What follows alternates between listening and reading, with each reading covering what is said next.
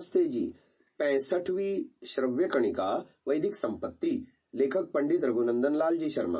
पुस्तक का संपादन स्वामी जगदीश्वरानंद जी द्वारा किया गया है। पुस्तक प्रकाशित है आध्यात्मिक शोध संस्थान नई दिल्ली द्वारा। हम द्वितीय खंड में विकासवाद की चर्चा कर रहे थे जो डार्विन द्वारा स्थापित है। उसमें गत श्रव्य कणिका में तुलनात्मक शरीर रचना शास्त्र का आरंभ किया जा चुका है, जिसमें 5वीं श्रेणी मछलियों के विषय में बताया गया कि 5वीं श्रेणी मछलियों की है।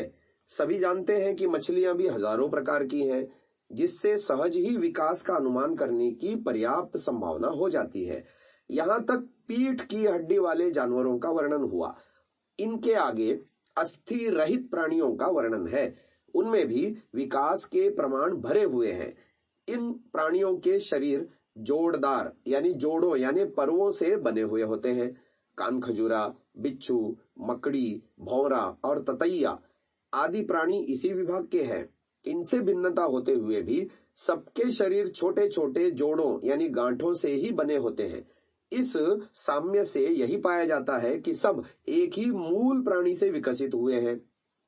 इनके आगे अत्यंत सूक्ष्म हाइड्रा और अमीबा आदि प्राणी हैं। इनके भी पोषण, श्वासोच्छवास, मल विसर्जन, रक्त प्रसारण, प्रेरण, आधार स्थान, ज्ञान तंतु और प्रसव आदि 8 संस्थान होते हैं, जिससे ऊंचे दर्जे के प्राणियों से इनका मेल मिलता है। यहाँ तक इन समस्त प्राणियों का वंश वृक्ष देकर दिखलाया गया है कि सब प्राणी वैधर्म्य युक्त होते हुए भी साधर्म्य से खाली नहीं है। इन सब प्राणियों को यदि क्रम से रखा जाए तो पहले अमीबा, फिर हाइड्रा, फिर कान खजूरे आदि जाति के जोड़ों वाले कीड़े, उसके बाद हड्डी वाली मछली, फिर मंडूक, फिर सर्प, फिर पक्षी और अंत में स्तनधारियों का स्थान है। इनकी आकृति में विभिन्नता का कारण विकास है। अच्छे यंत्र के बन जाने पर जिस प्रकार पुराने ढंग के यंत्र अलग हो जाते हैं, उसी प्रकार योग्य प्राणियों के उत्पन्न होने से अयोग्य पीछे रह जाते हैं और नई नई जातियां बन जाती हैं। पिछली जातियों के अवशिष्ट अवयव इस बात की साक्षी दे रहे हैं। मनुष्य भी स्तनधारियों की ही श्रेणी का जंतु है। इस श्रेणी की वन मनुष्य, बंदर और लीमर आदि जातियां भी विद्यमान हैं। अतः इनकी उत्पत्ति को विकासवाद से अलग समझने की कोई आवश्यकता नहीं है। इस समस्त वर्णन में हमें यह देखना है कि यहाँ विकासवाद को सिद्ध करने वाली कौन कौन सी बातें मिली। हमारी समझ से इस वर्णन में विकास को सहायता देने वाली 5 बातें हैं। पहली, सब प्राणियों का अंतरीय रचना से ही मिलान होता है, बाह्य रचना से नहीं। दूसरा, मत्स्य, मंडूक, सर्पणशील पक्षी और स्तनधारियों तथा अमीबा आदि कीटों तक के शरीरों की तुलना से यही प्रतीत होता है कि सब एक ही प्रकार की बनावट वाले हैं। तीसरा, ओपसम, डकबिल, पेंगुइन, मोर और व्हेल आदि के देखने से ज्ञात होता है कि परिस्थिति के कारण उनके शरीरों में ह्रास या विकास हुआ है, और ह्रास विकास ही 2 भिन्न भिन्न योनियों को एक में जोड़ने वाला है। चौथी बात, कई भिन्न भिन्न जातियों के संयोग से संतति का होना भी पाया जाता है। इससे भी ज्ञात होता है कि वे एक ही वंश के हैं। 5वीं बात, प्राणियों की उत्पत्ति का क्रम यह ज्ञात होता है कि यंत्र की भांति पहले सादी रचना के फिर क्लिष्ट रचना के प्राणी हुए, अर्थात पहले एक कोष्ठधारी अमीबा, फिर 2 कोष्ठ का हाइड्रा, फिर छोटे कृमि, फिर जोड़ों वाले कीड़े, फिर हड्डी वाले मत्स्य, फिर मंडूक, फिर सर्पणशील, फिर पक्षी और अंत में स्तनधारी हुए। हमने यदि निष्कर्ष निकालने में गलती नहीं की है तो पिछले दोनों शास्त्रों का यही मत है। आगे हम क्रम से इन 5 बातों की समालोचना करते हैं। पहली बात, शरीर की अंतः रचना का मिलान ही ठीक है, भले हो इसमें हमें कुछ आपत्ति नहीं है, किंतु हम देखते हैं कि इस शरीर तुलना शास्त्र में तो सब श्रेणियां बाहरी दिखाव से ही निश्चित की गई है। स्तनधारियों की श्रेणी स्तनों को देखकर ही निश्चित की गई है। यह बाह्य रचना है, अंतः रचना नहीं। मांस खाना, जीभ से पानी पीना, मैथुन समय में बंध जाना, पसीना न आना, अंधेरे में देखना आदि भी सभी बाहरी लक्षण ही हैं।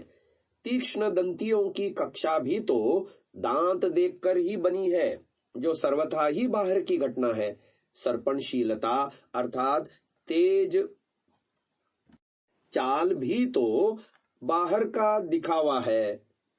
चिड़ियों का तैरना अर्थात पांव की झिल्ली और मांस खाने वालों की टेढ़ी चोंच आदि भी तो सब बाहरी ही रचना है।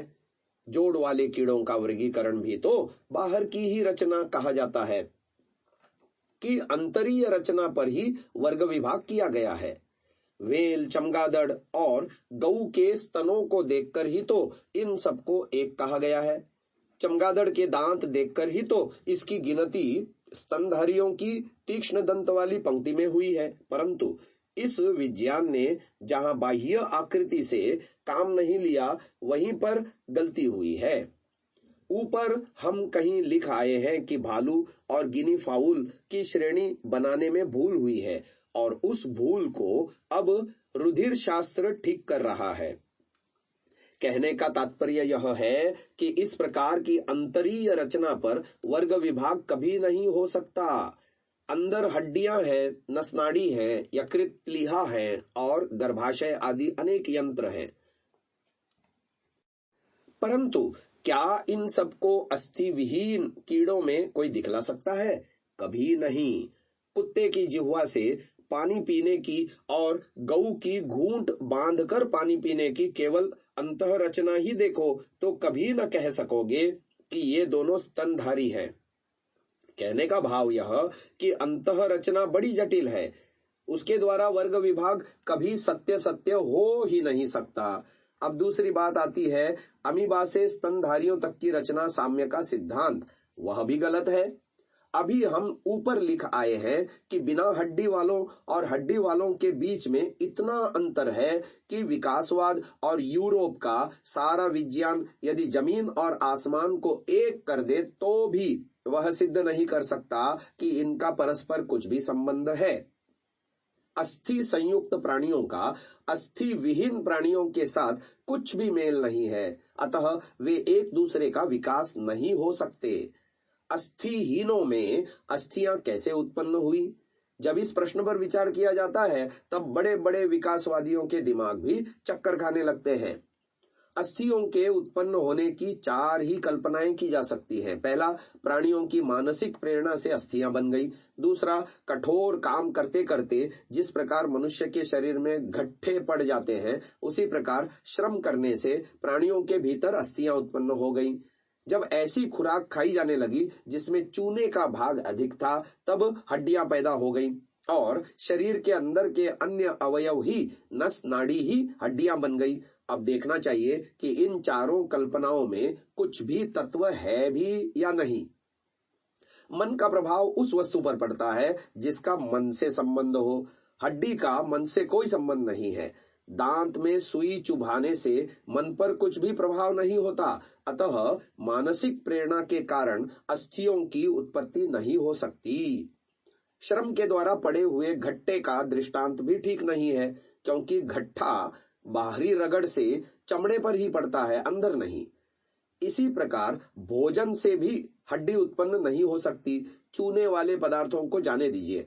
हम यहाँ उन प्राणियों की चर्चा करना चाहते हैं जो सदैव हड्डी पैदा करने वाली खुराक ही खाते हैं, परंतु उनके शरीर में हड्डी उत्पन्न ही नहीं होती। सभी जानते हैं कि मनुष्यों और पशुओं के शरीरों में उनका खून ही हड्डी उत्पन्न करता है, परंतु लीखों और जुओं की, चपटे और किलनों की लाखों पीढ़ियां मनुष्यों और पशुओं का हड्डी बनाने वाला खून पीते बीत गई, परंतु इनके शरीरों में हड्डियां उत्पन्न न हुई।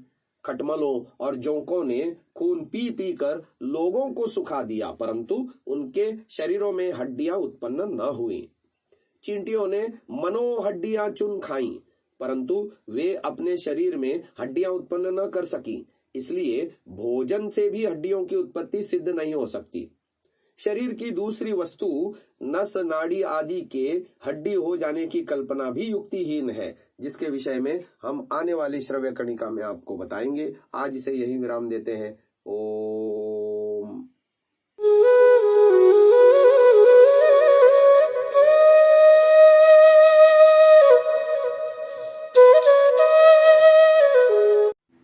डाउनलोड सांसा ऐप, आरवीरदल ऐप, विजिट sansa.org, rvirdal.in।